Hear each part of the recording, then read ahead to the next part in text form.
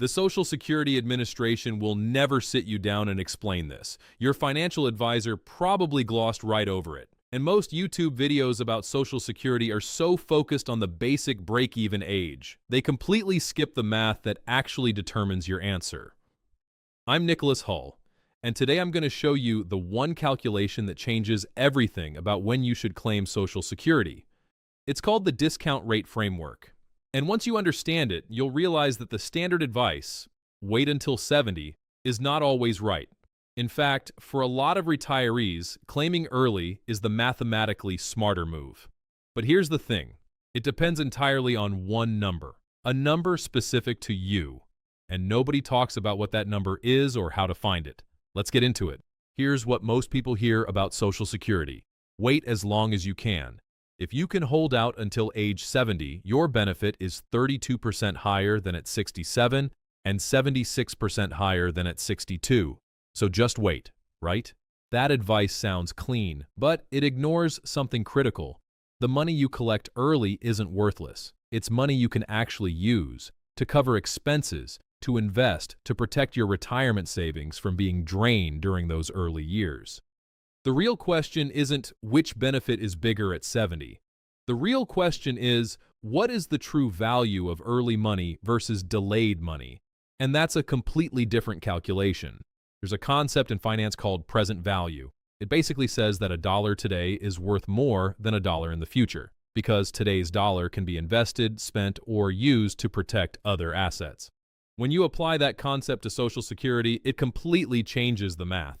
Suddenly, collecting $28,000 a year starting at 65 looks very different from collecting $41,000 starting at 70, because you have to account for those 5 years where the early claimer already has money coming in. The way to compare these two fairly is called net present value. And the key input, the variable that makes or breaks the whole analysis, is something called your personal discount rate. That's the number nobody tells you about. Your discount rate is essentially the answer to this question. What rate of return can I earn on money if I have it today?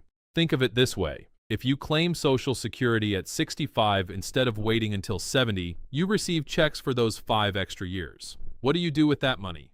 If you spend it, your discount rate is low, maybe 0 to 2%. If you put it in a savings account or CDs, your discount rate is around 4 to 5%. If you invest it in the market, your discount rate might be 6, 7, or even higher. Here's why this matters enormously. The higher your discount rate, the more valuable that early money becomes. And the more valuable early money is, the harder it is for the delayed benefit to catch up. At a low discount rate, say 2%, waiting until 70 wins. The math favors the bigger check. But at a 6% discount rate, claiming at 65 actually wins, potentially by a significant margin, because that early money is compounding the whole time the late claimer is waiting. Let me walk you through a real example so this becomes completely concrete. Say your Social Security benefit at age 65 is $28,584 a year. If you wait until 70, that same benefit grows to $40,920 a year. That's the standard trade-off. Now at 65, you start collecting immediately. By 75, you've received 10 years of payments. If we discount those back to today's value at 6%, the total present value of claiming at 65 is over $225,000. The person who waited until 70? They've only been collecting for 5 years by age 75. Their present value at that same 6% discount rate is about $150,000. The early claimer is still ahead by $75,000, even though their annual check is smaller. Now, and this is the critical part, eventually the delayed benefit does catch up because the annual payments are higher. But the question is, at what age does it catch up? And is that age realistic for you? At a discount rate of 0, meaning you put no value at all on money today versus the future, the break-even age between claiming at 65 versus 70 is somewhere around 80 to 82. Collect past 82 and waiting pays off. Die before 82 and claiming early was smarter. That's the simple version most people know. But watch what happens when you raise the discount rate.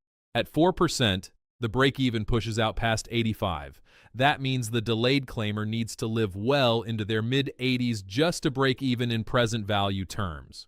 At 6%, the crossover pushes past 90 for many scenarios.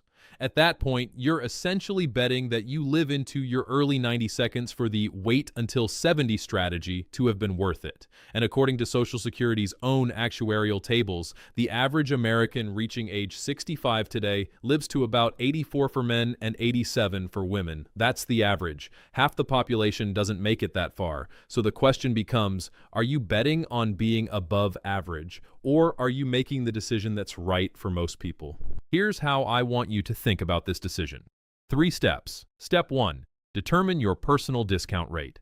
Ask yourself, if I have money in hand today, what will I realistically do with it? If you have debts charging 7% interest, your discount rate is at least 7%. If you'd invest in a balanced portfolio historically returning 6 to 7%, that's your rate. If it's just going to sit in a savings account at 4.5%, use that. Be honest. This one number drives the whole analysis. Step 2. Check your realistic life expectancy. Not the average, yours. Do you have chronic health conditions? Family history of longevity? Are you a non-smoker in good health? Adjust accordingly. There are free life expectancy calculators from the SSA and from insurance companies that factor in your personal health profile. Step 3. Stress test the bridge years. If you claim early, those extra checks reduce what you need to pull from your portfolio in your 60 seconds. That's called the bridge period. Run the numbers on what happens to your portfolio balance if you protect it for 5 extra years versus draining it at a higher rate. For many retirees, this alone is the deciding factor. Protecting the portfolio in early retirement has compounding benefits of its own. Here's an angle that almost nobody discusses. Let's say you want to spend $100,000 a year in retirement. If you claim at 65, Social Security provides $28,584 of that. You only need to pull $71,416 from your portfolio. If you wait until 70, you're pulling the full $100,000 from your portfolio every single year for 5 years. Before a Social Security check ever arrives. That's $500,000 out of your savings in 5 years versus roughly $357,000. A difference of $143,000 pulled from a portfolio that could have been compounding. And here's the silent killer in that scenario. Sequence of returns risk. If the market drops in those first 5 years, which has happened multiple times in recent history, you're drawing down a shrinking portfolio at exactly the wrong time. The damage to long-term wealth can be severe. Early Social Security claims act as a buffer. They reduce your portfolio dependence precisely when that portfolio is most vulnerable. Now, I want to be clear about something. I'm not saying everyone should claim early. There are real situations where waiting makes sense. If you're in excellent health with strong family longevity, grandparents who lived into their 90 seconds, no major conditions, the math can shift in favor of waiting. You have a realistic chance of reaching the crossover point. If you're still working and earning a decent income, claiming Social Security early while working can trigger a benefit reduction if you're under full retirement age.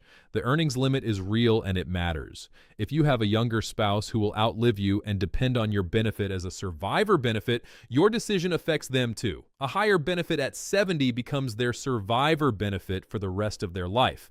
That changes the entire calculation. And if your discount rate is genuinely low, you're conservative, you're not investing, you're not paying off debt, then the argument for waiting strengthens. For the majority of retirees I see, people with portfolios, people with reasonable health, people managing real withdrawal pressure, the math is far more nuanced than just wait until 70.